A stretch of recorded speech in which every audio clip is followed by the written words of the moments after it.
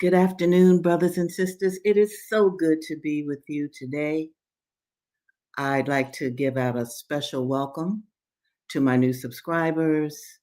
I'm glad that you're here, and this is Readings with Regina. And for those of you who are joining me for the first time, this series has been put together because I absolutely want to raise the intellectual level of my people, which are your people as well. And while we are sojourning here in America, I really want to establish the foundation for how we got here, what happened to us when we got here, so that we could look at the past, so that we could make real good decisions and actions for our future.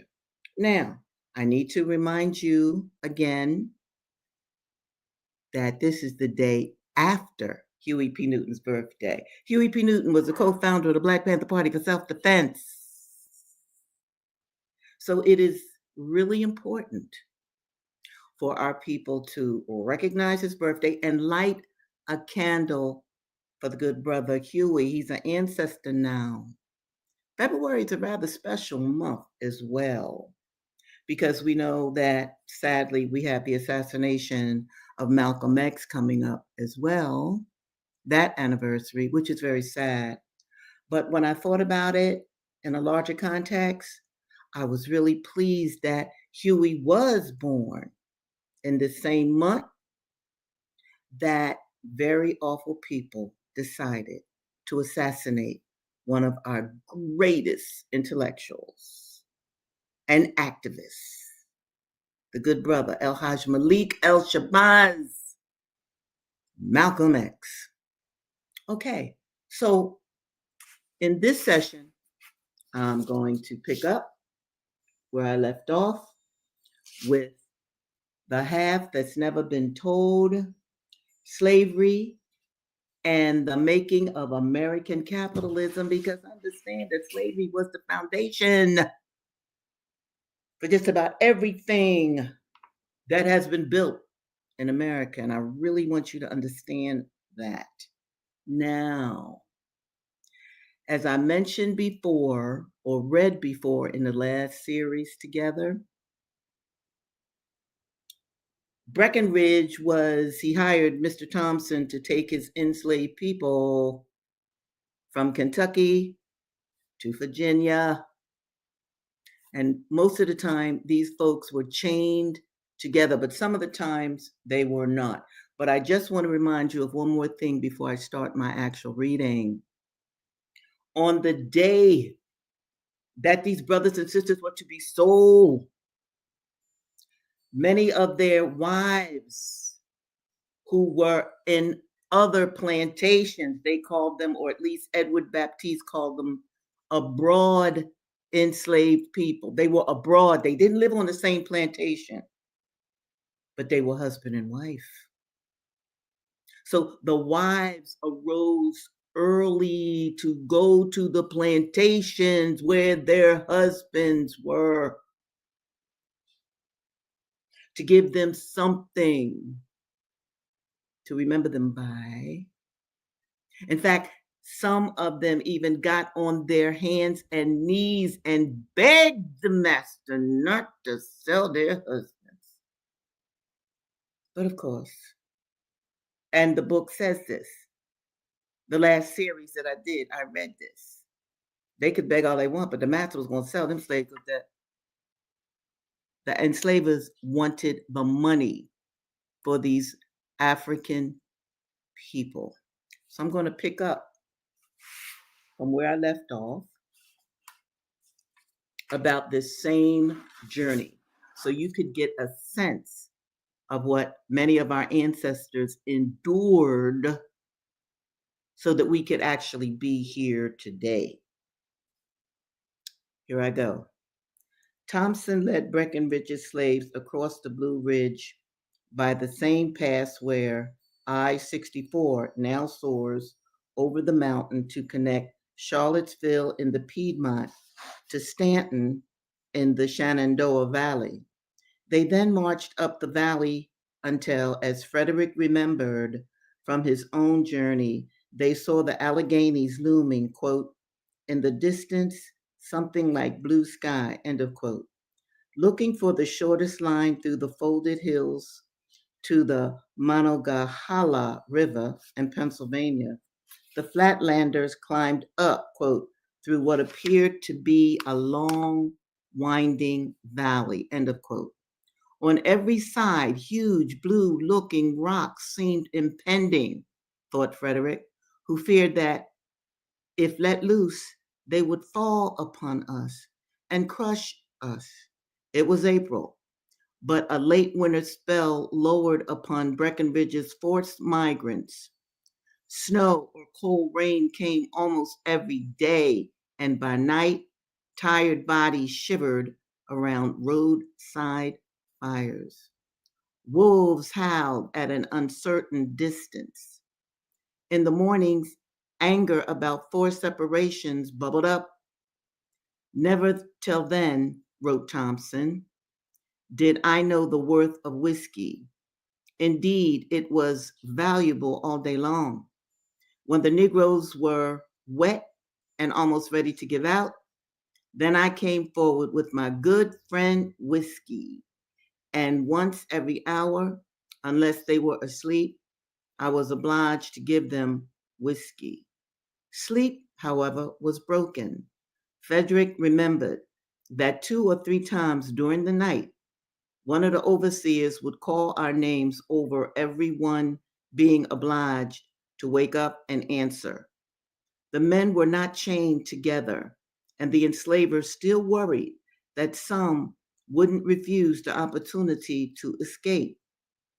Even with all the cards enslavers held over the migrants' families back east at the Blue Ridge. A slave named Mary, for instance, ran away from Jonathan Stout of Kentucky after Stout got her to the Ohio River. She had fled with a mulatto man, and they crossed the river together and struck out into the Northwest Territory. The causes of her run for freedom were written on her skin, as her enslaver's advertisement in a newspaper called the Herald of Liberty revealed.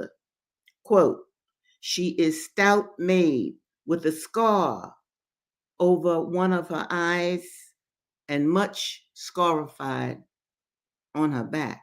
You see, the sister had been beaten in her face and she had been whipped on her back.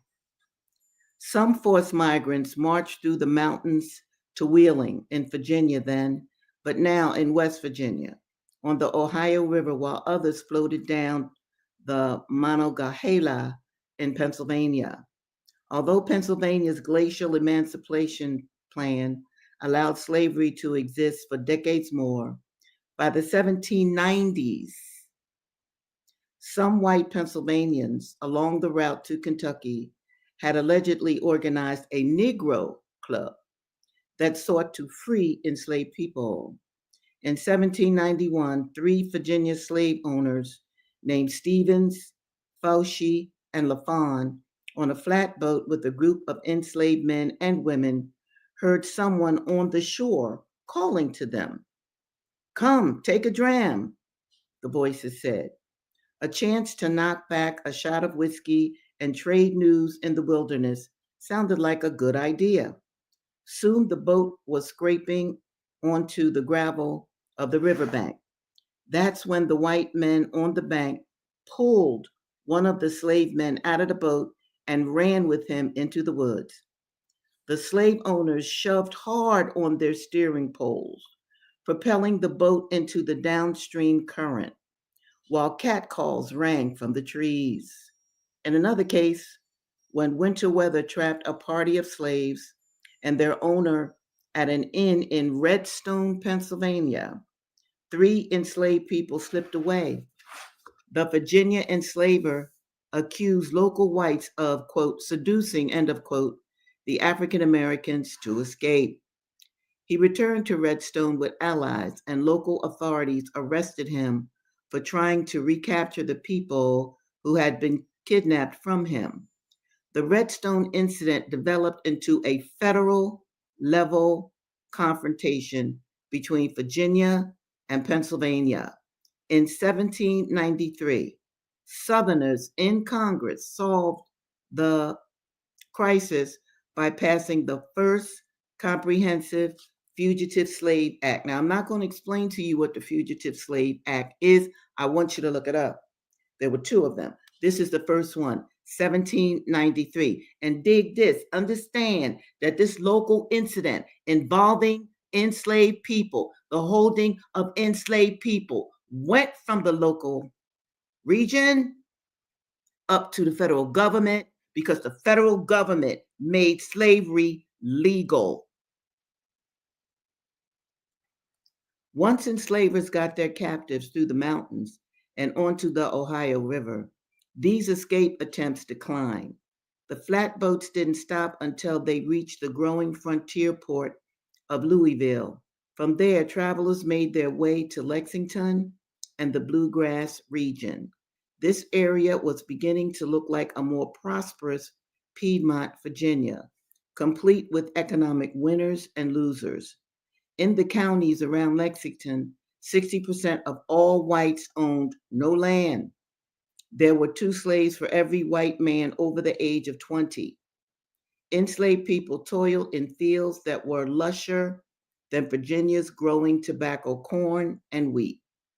They also raised hemp, which enslaved workers made into cordage and rigging at the rope walks around Lexington and Louisville. The United States government, newly empowered by the federal Constitution, rewarded Kentucky enslavers for their willingness to stay in the Union by working to open the mouth of the Mississippi River to trade. The Treaty of San Lorenzo, signed with Spain in 1795, enabled planters to export shipments of tobacco, rope, and other products by taking them down the Mississippi to the world market via New Orleans. The 1792 state constitution had made it illegal to bring slaves into Kentucky just to sell them. But this ban proved as porous as dozens of similar ones that would follow it.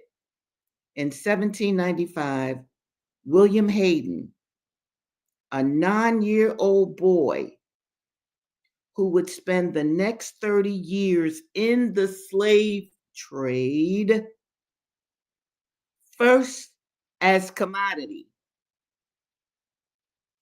and then as a slave trader's employee. Now, check this out. I want you to understand, if you don't already, slavery was a business, a big, booming business, an international trading business. This kid went from being a commodity to working for a slave trader, an employee of a slave trader. William was also sold at Ashton's Gap in Virginia. The man who purchased him brought him along the Wilderness Road and then sold him to Francis Burden of Lincoln County, Kentucky. Can you imagine what all happened to that kid? Can you just imagine what all happened to that child?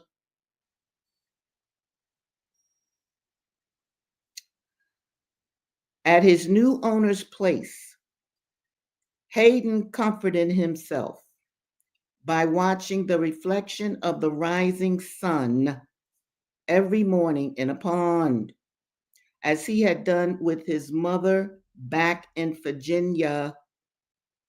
He told himself that somewhere his mother was watching too. Meanwhile, slave buyers spread across the Southeast as far as Charleston, where Kentucky-based purchasers bought Africans from the Atlantic trade and marched them west to toil in the lead mines north of Lexington. Now, let me let me stop here for a moment and talk to you about young William Hayden. The boy would get up before dawn and welcome in the sun. There's two possibilities here. When he was with his mother, perhaps she had to get up before dawn to go to the fields or the big house or whatever. Don't really know for sure. But there's also another possibility here that I have read about in a book. It is the first book that was written by an African. She was an absolute African. She had been bought by the white Wheatleys. Her name was Phyllis Wheatley.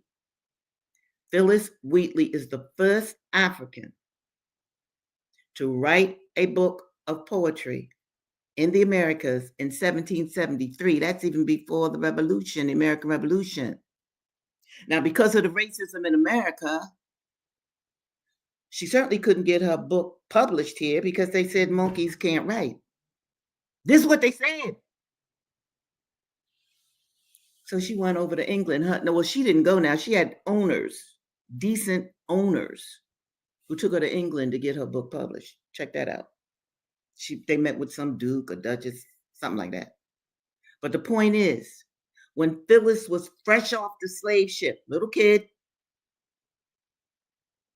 she's in the Americas now. She's just learning English. And she used to get up before dawn with a bowl of water on her head, go out into the garden to welcome in the sun. Her white owners were so upset that she would practice that barbarity that they forced the child to stop doing that. Welcome in the sun. That girl was welcome in the sun the way that her African family did. But in the Americas, in the white Americas, her religious practice was called barbaric and she was forced to stop it. Therefore, I say to you that this kid, William Hayden, when he was sold from this one to that one to this one to that one, would comfort himself by getting up before dawn to see the sun in a pond, remembering that his mother had taught him that, and it comforted him to think that his mother might be doing the same thing wherever his mother was. So I just wanted to share that with you all. Now I want to tell you about another brother. Now I'm reading from Murder Incorporated by Mumia Abu-Jamal and Stephen Victoria. I'm just going to read a little of this because I want to tell you about another Black man. Okay, very different. This was a brother in 1775. He decided to join with the British. They were making war on America. This is the American Revolutionary War. And as I told you in previous episodes, 65,000 Black men joined with the English because the English promised them freedom from bondage, from enslavement, if they fought on their side. And these 65,000 brothers so despised the white Americans that owned them and their families and would sell them. 65,000 Black men fought with the British Army. That is just incredible. Incredible. Now, 5,000 fought with the white Americans because the white Americans weren't really doing that great during the Revolutionary War. Okay, you go figure. I know you probably heard or read in school, yeah, they did that. Yeah, well, they decided they needed some Black people, some Black men in particular, to help them win the war. And of course, they promised him freedom as well. 5,000 made war with the enslavers. 65,000 fought with the enslavers' enemy, the British. Now, this brother, Thomas Peters, right, in 1775, Peters made the most of this opportunity. He had a uniform and everything. Can you imagine an enslaved man with a uniform? I know he just felt so masculine, all right? Peters made the most of this opportunity as a member of the Black Pioneers. That's what they were called. He was with the Brits when they took Philadelphia in August of 1776. The city under British occupation became a magnet for Blacks fleeing the South. You know, Harriet Tubman came to Philly too. Yes. A white legislator would write in deep lamentation about the, quote, invasion of this state and the possession of the enemy to obtain the city and neighborhoods. A great part of the slaves hereabout were enticed away by the British Army. But let me even skip this. Peters had a wife, Meg, and their children, and they were able to sail away to Bermuda, then North Carolina, and then to Nova Scotia in southwestern Canada. This is after the war. But Peters was not one to sit idle. He was a rolling stone who couldn't be stopped short of death itself. When after several years in the cold clime, denied fundamentally fair treatment among all dwelling there, Peter canvassed the local Black refugees. Do you know it was a Black community in Canada? By the way, they're still there in Nova Scotia. And he embarked on another journey to London. Peters arrived in London virtually penniless, but he was armed with a petition signed by some 200 Black families of Nova Scotia, praying for a place where they could truly be free under British dominion. Peters, if ever a former slave could be called a lucky man, had the gift of great timing, for upon arrival in England, he found himself amidst a fervent abolitionist campaign that was moving Parliament. When he returned to Canada, he came with a final trek for the refugees out of Nova Scotia. So, this is a brother that was able to, he garnered 200 signatures from the Blacks in Nova Scotia to present before the Parliament in England to petition for their rights to live there. So I really wanted to talk to you about Thomas Peters because I don't want to overwhelm you with any kind of sadness about what happened to many of our enslaved ancestors. Just as our enslaved ancestors were burdened by the chains of enslavement, there were also simultaneously Black men and women who were able to get away from white American bondage and were able to live, I'll say, a quasi-free existence in another land. Because you see, people, from 1776, first of all, we hadn't been enslaved since the 17th century. That's the 1619 dig. By the 17th century, 18th, 19th, slavery was still going on. Understand that? So enslaved people who were able to get away. This is why the writers of Murder Incorporated said he was a lucky man, and the other people with him were as well, because at least they had escaped the lash, the whipping, and the harshness that they faced in the Americas. Now, lastly, I'm gonna read a little from our guy, Fred Douglass. I got to read Fred. Okay, and those of you who might be following me with the book, I'm on chapter 4. Okay, let me trying to do something here. Yeah, here we go. Cool. All right. Mr. Hopkins remained but a short time. He's talking about an overseer in the office of overseer. Why his career was so short, I do not know. But suppose he lacked the necessary severity to suit Colonel Lloyd. Mr. Hopkins was succeeded by a Mr. Austin Gore, Gore. Look at these names, Gore, a man possessing in an intimate degree all those traits of character indispensable to what is called a first-rate overseer. If you don't know what overseer is, please look it up. Mr. Gore had served Colonel Lloyd in the capacity of overseer upon one of the out farms. See, Mr. Lloyd, Colonel Lloyd owned hundreds of slaves.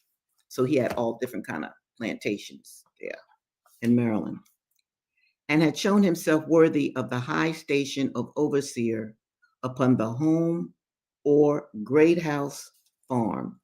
Mr. Gore was proud, ambitious, and persevering. Let me get to this. Mr. Gore was a grave man, and though a young man, he indulged in no jokes, no funny words, seldom smiled.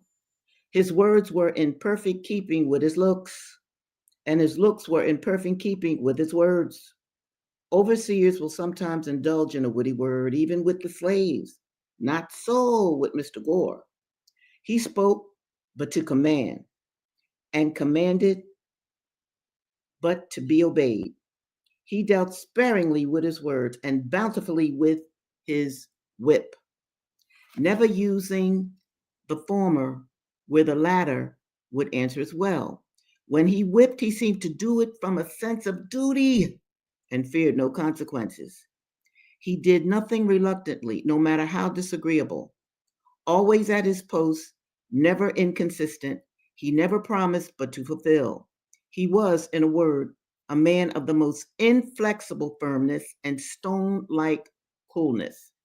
His savage barbarity was equaled only by the consummate coolness with which he committed the grossest and most savage deeds upon the slaves under his charge. Mr. Gore once undertook to whip one of Colonel Lloyd's slaves by the name of Denby. He had given Denby but few stripes when, to get rid of the scourging, Denby ran and plunged himself into a creek and stood there at the depth of his shoulders, refusing to come out. Mr. Gore told him that he would give him 3 calls, and that if he did not come out at the 3rd call, he would shoot him. The first call was given. Denby made no response but stood his ground. The 2nd and 3rd calls were given with the same result.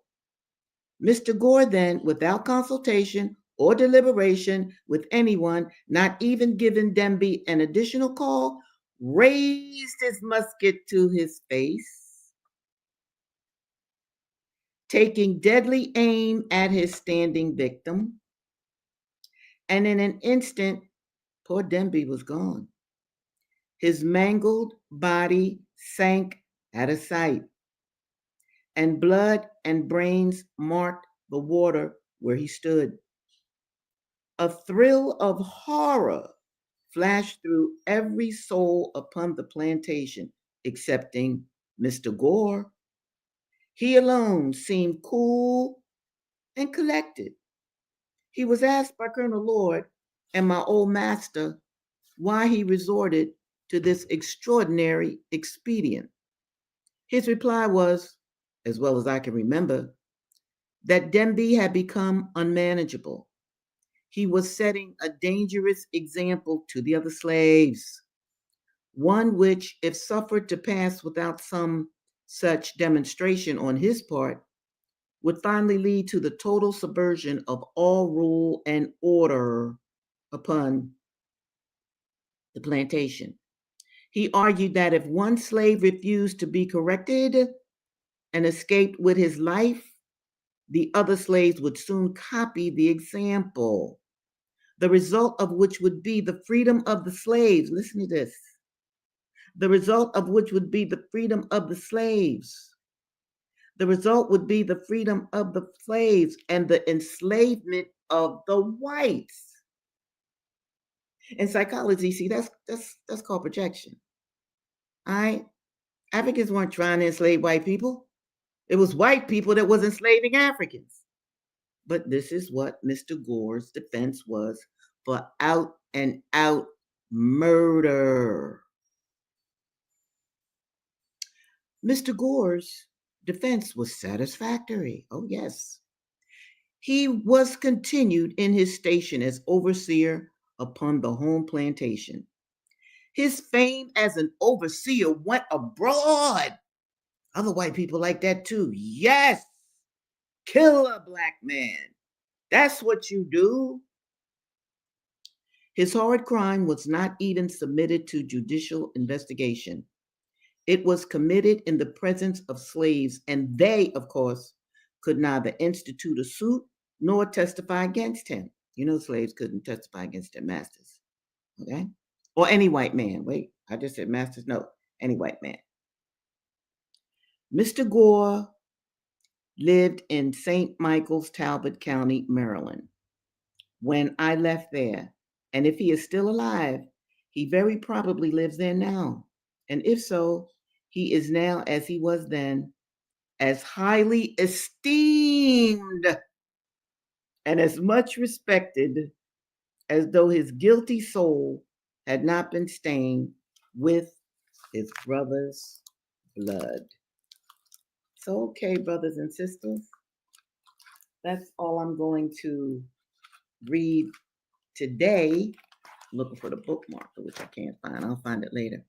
But I did want to tell you this. Now, look, I'm doing this series because I want you to absolutely consider having a Saturday class with your children or even with yourself, with other people that you might know, okay? Because you all need to hear this history. It needs to be ingrained within your brains, okay?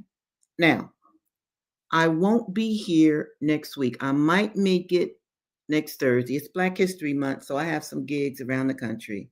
So I know I won't be here for Tuesday's session. I may make Thursday, though, but I'm not sure. But I wanted to give you a heads up on that. But in any case, those of you who are subscribers, you will absolutely be notified. And again, this is Black History Month. And I know that some of this history that I'm reading to you is painful, but it is your history. It is my history. We've got to know it so that we can make the kind of proper decisions for our future and the future of our children. Well, brothers and sisters, oh, how much I love you. Thank you. Mulaney, is that? Thank you so much. Thank you. Because I think of you every day and every night, and I'm not kidding when I say you are prayed for. And probably when I come back, I'm going to even talk to you about the power of prayer from a scientific point of view, not a religious one. Okay? Because I don't pray with any religious thinkings in mind. I pray from the science of the universe, understanding that we are on a planet